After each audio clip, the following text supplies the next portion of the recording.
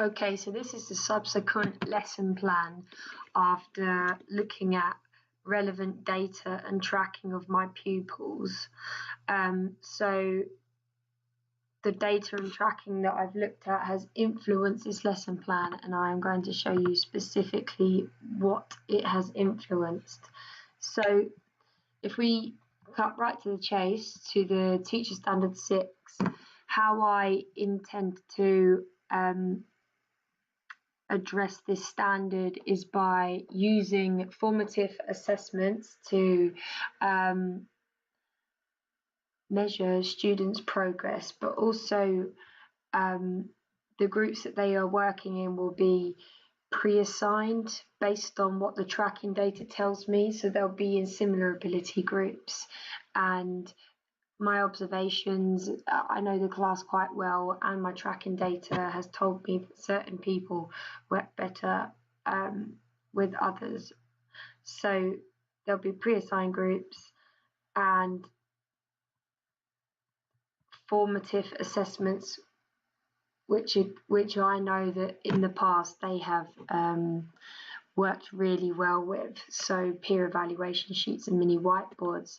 Now, last week there were a few students that didn't do well with the formative assessments, so how I plan on addressing this issue this week to ensure that they do make progress is by spending time on my expectations of how they are to evaluate each other. So in the last lesson, I had them evaluating at the same time as the activity, at the same time as they were supposed to be involved within the activity.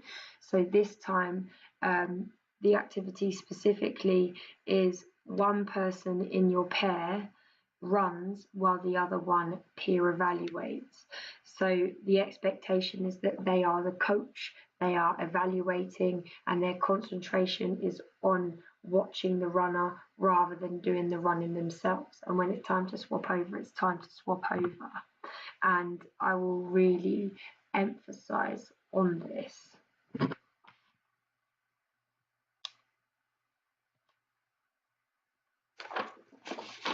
Also, as part of differentiation as well, I will have pre-planned questions, bearing in mind lower ability pupil, a middle ability pupil, and a higher ability pupil. So from looking at my tracking sheet, the students that I chose are as follows. So the low ability pupil is Io, the middle ability pupil is Hadessa, and the high ability pupil is Kelechi. So they're my three go-to students that I will ask pre-assigned questions to make sure that progress is taking place, because previously I have not done this and have only seen at the end that they haven't understood or progress hasn't been made.